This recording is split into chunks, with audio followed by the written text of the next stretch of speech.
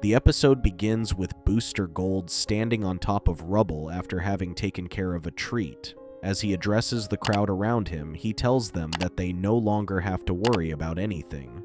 However, he soon realizes that no one knows who he is. This is why he turns to his trusty robotic companion, Skeets, and asks him to tell everyone who he is. Skeets claims that Booster Gold traveled back in time to protect their past against threats to ensure they had a future. When he finishes with the explanation, the uninterested crowd begins to disperse, leaving Booster Gold heartbroken. Just then, a young boy approaches him and asks him if he can get his autograph. He happily signs on the boy's notepad, but when the young boy realizes that Booster Gold is not Green Lantern, he walks away disappointed. Back at the Justice League space station, Booster Gold asks Gian to give him more high-profile cases, but Gian claims that he does not understand his obsession with fame. Booster Gold tries to explain why he wants it, but their conversation is interrupted as a loud siren begins ringing through the station. The two of them rush to the control center where they find Wonder Woman calling for help. She tells them that they need help, just as they notice the Dark Lord Mordru attacking the Justice League heroes. Noticing how worried John looks, Booster Gold asks him who he is. John reveals that he has never sensed such dark energy coming from anyone, and fears that he might destroy all of humanity if he is not stopped. This makes Booster Gold excited since he thinks that this might just be his chance to get the fame he has always desired. Meanwhile, John contacts Captain Atom, who is busy putting out a fire, and tells him to get back to the Metropolis because they have a bigger threat to tackle. He then contacts Green Lantern, who is also busy with another mission, and calls him back to help as well. At the same time, Mordru continues to attack Superman, and even manages to take him down while everyone is forced to watch. Seeing this, John begins assigning different tasks to all the superheroes. Booster Gold reminds him that he would also like to join the superheroes until John eventually agrees. As soon as they land in the Metropolis, Green Lantern and Batman take all of the superheroes with them, leaving behind Booster Gold and Elongated Man.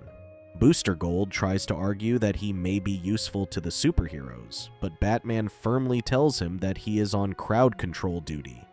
Knowing that he cannot go against orders, Booster Gold accepts defeat and tries to control the panicked civilians.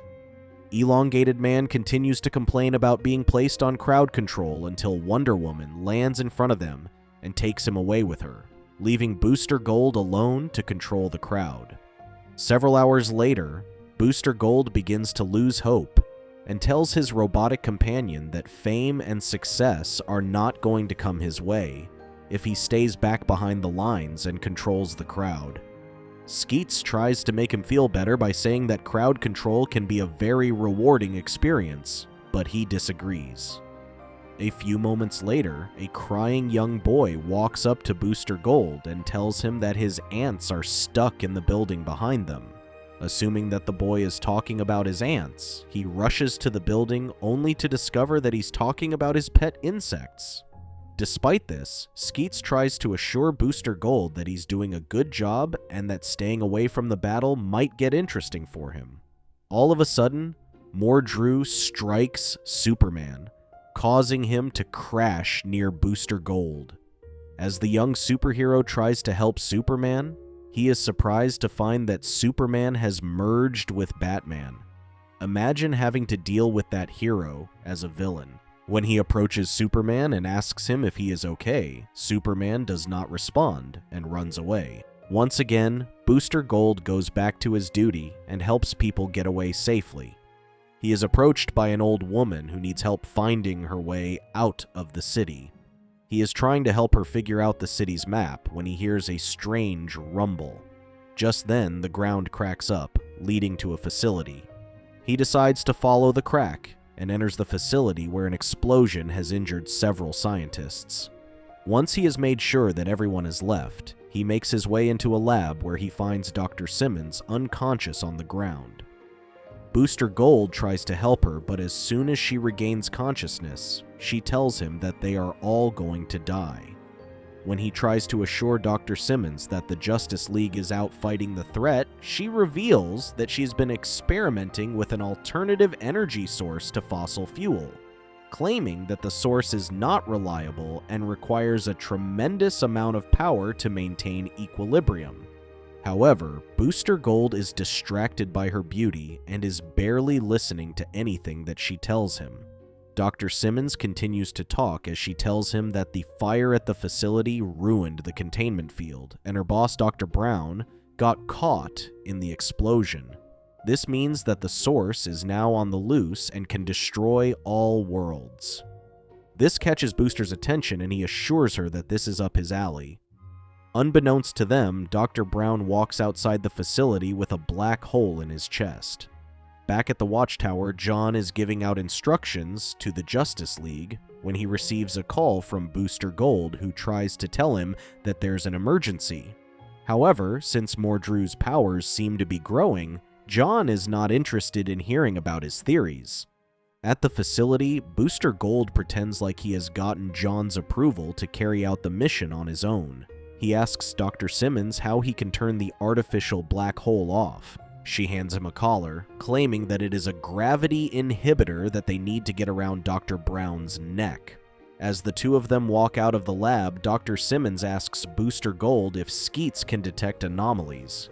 Before Skeets can do anything, they find Dr. Brown. Booster gets Dr. Simmons to a safe place and starts walking towards the scientist, already envisioning his future as a successful superhero. Just as he gets closer, he hears a woman screaming inside an ambulance and opens the doors to find that she is about to give birth. Seeing this, Dr. Simmons takes the collar from his and rushes to find Dr. Brown, while Booster helps the woman give birth. Once this is done, he goes to find Dr. Simmons until he hears her screaming near the subway. He manages to rescue her again before heading into the subway tunnels to track Dr. Brown. Just as he comes across Dr. Brown, he hears a train heading towards them. Although he gets away in time, the black hole ends up swallowing the train. Determined to get the collar around the scientist's neck, Booster Gold walks up to him but is not able to reach him as a train slams into him. Having lost sight of Dr. Brown again, Booster Gold begins to lose hope.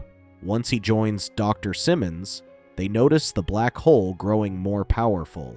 They rush towards Dr. Brown but get distracted as Mordru uses his magic to turn a building into a monster. Booster Gold barely manages to keep himself and Dr. Simmons planted to the ground as the black hole swallows everything around them.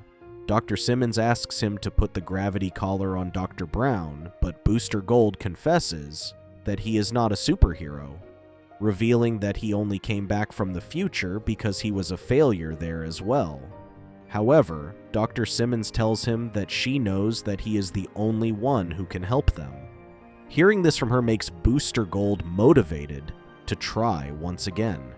As he gets dragged towards the black hole, he uses this chance to put the collar on Dr. Brown, successfully closing the hole. With this, Mordru is taken down as well. Despite Booster Gold's efforts not being recognized, he makes peace with the fact that not everyone will be there to witness his heroism. Thank you for watching. Check out these other videos and make sure to subscribe and tap the bell to be notified about our latest videos. See you next time.